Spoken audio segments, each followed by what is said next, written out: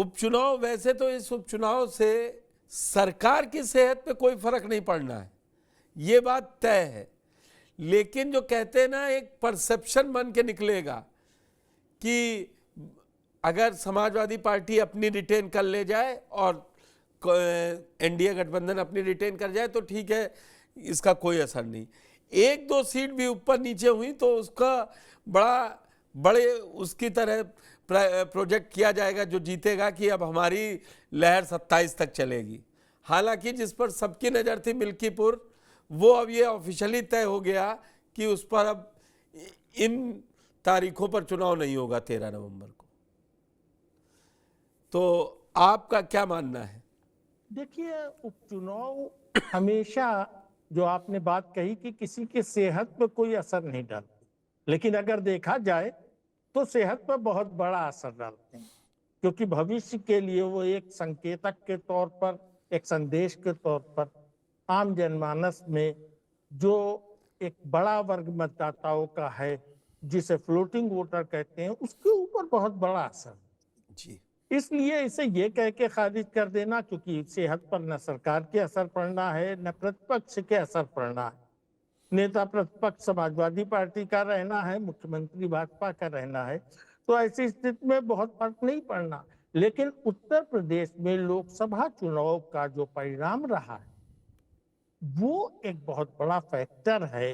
दोनों दलों के ऊपर जो मनोवैज्ञानिक दबाव चल रहा है उस, क्योंकि अब समाजवादी पार्टी को और कांग्रेस को साबित करना है कि लोकसभा में उनकी बढ़त महज इत्तेफाक, वो जनमानस का दिया हुआ एक मैंडेट, और दूसरी तरफ भाजपा और उनके सहयोगियों को ये साबित करना है कि वो महज इत्तेफाक था, लोग भावनात्मक मुद्दों पर चले गए या प्रचार में कुछ इस तरह बह गए, बस चुनाव जो है वो इस पर आके तो ऐसे में जो बात आप कह रहे हैं कि तकरार की बात, तो मैं समझता हूं कि बड़े भाइयों के ही हाथ में फैसला है और उसको मानेंगे सब, क्योंकि सब जो है, जब बाढ़ आई होती है तो एक ही छप्पर पर सांप, बिच्छू, इंसान, बकरी, सारे जानवर बैठते थे। तो उस वक्त कोई किसी के साथ छेड़छाड़ करने की स्थिति में नहीं होता। और उत्तर प्रदेश में मैं समझता हूं कि वैसा ही आपद धर्म दोनों गठबंधनों के सामने है, और वो अभी जितना हाय तौबा मचा ले, लेकिन अंततः शांत होकर वो चुनाव लड़े।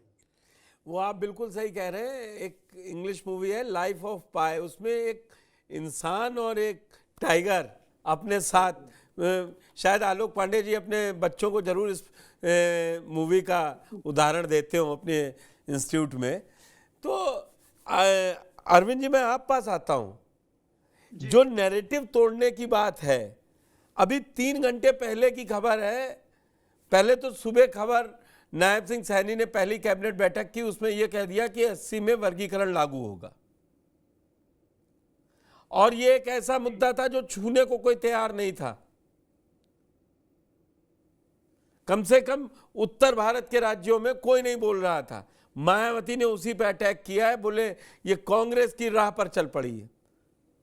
तो इस चुनाव में, अगर उपचुनाव में भी, जो मैं खुद मानता हूं कि एक तो वोटिंग कम होती है और कुल मिलाकर ये चुनाव भी सत्ता पक्ष के आसपास रहता है, लेकिन अगर ये दलित वाला मुद्दा उठा और जिस तरीके से मायावती ने तुरंत ही रिएक्ट किया है, ये अपने आप में बीजेपी के लिए इन 10 सीटों पे समस्या होगा, क्योंकि ज्यादातर सीटों पर दलित ठीक ठाक संख्या में है।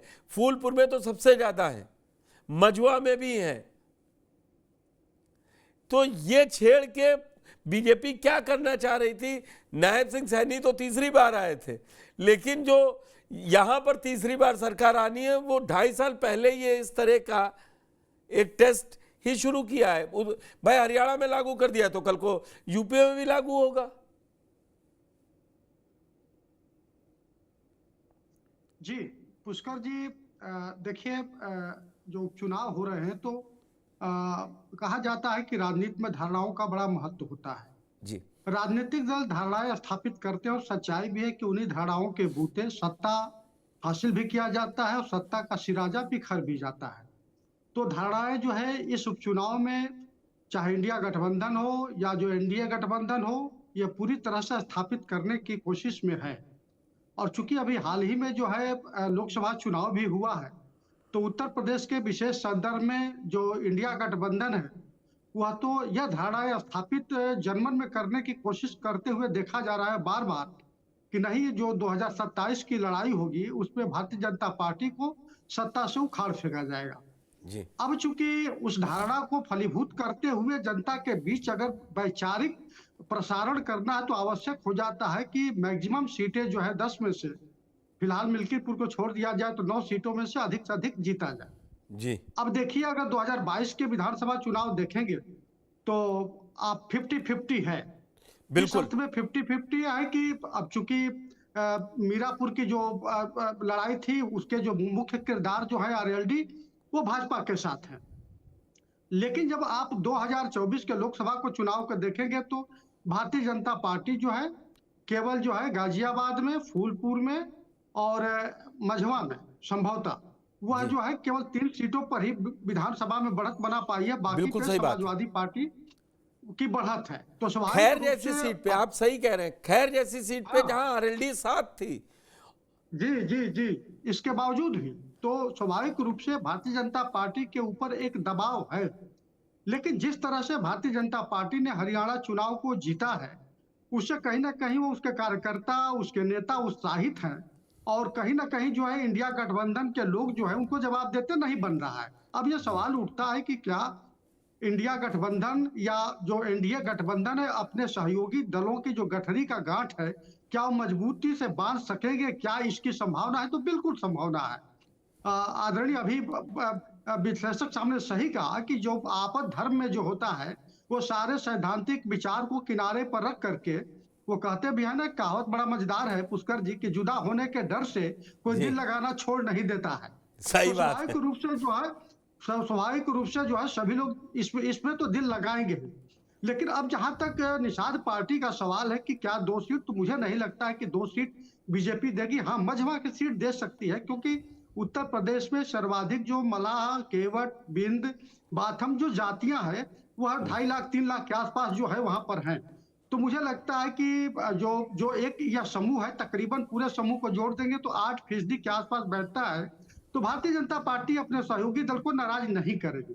अच्छा, इस अर्थ में भी नाराज नहीं करेगी कि अभी आपने देखा कि हरियाणा में जो अभी शपथ ग्रहण हुआ उसके तुरंत बाद जिस तरह एनडीए के गठबंधन दलों की बैठक हुई है और एक संदेश देने की कोशिश की है भारतीय जनता पार्टी कि हम अपने सहयोगी दलों के साथ हैं, तो यह और भी महत्वपूर्ण हो जाता है।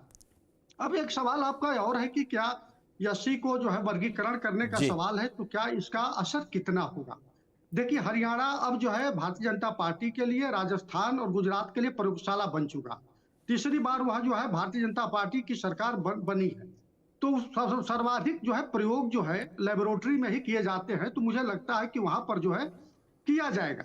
और आपने देखा भी कि किस तरह से जो गैर जाटो वोट है भारतीय जनता पार्टी के साथ 2019 के इलेक्शन में था, 2024 में काफी कुछ बिखरा, लेकिन इसके बावजूद भी वो ऐसा नहीं है कि पूरी तरह से उसके हाथ से निकल गया है। तो गैर जाटो जो वोट है, तो स्वाभाविक रूप से उनको जो भागीदारी अधिक मिलेगी, जो कहा जाता है कि सर्वाधिक जो जाटो और मीणा जाति के लोग देश में जो एससी जो मुनाफा है जो मिलता है, जो रिजर्वेशन मिलता है, ले जाते हैं, तो बाकी लोगों को जब मिलेगा, तो आपको याद होगा जब नीतीश कुमार ने जो है ईबीसी का वहां पे या फिर जो है एससी में भी महादलित का किया था, उसका काफी लंबे समय तक जो है उसका आप देख रहे हैं कि फसल काट रहे हैं।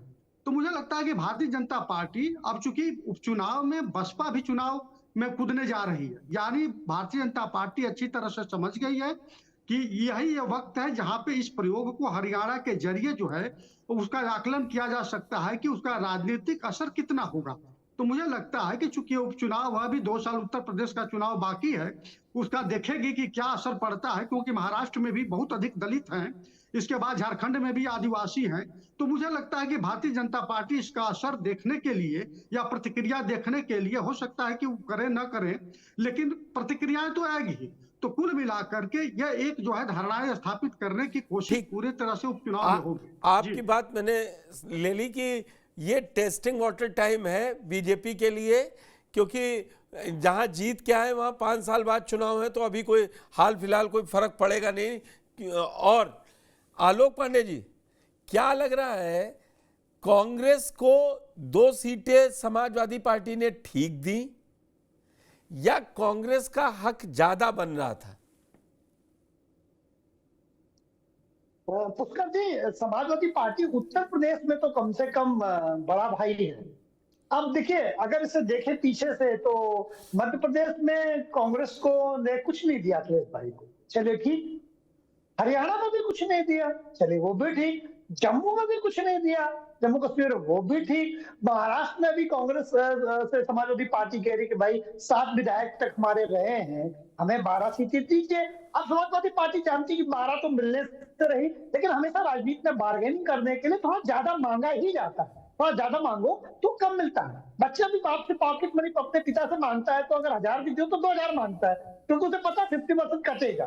तो अखिलेश यादव ने ये अच्छा आपने बताया कि अब बच्चों की पॉकेट मनी 1000 रुपए पहुंच गई। मैं 10 रुपए वाले में नहीं था।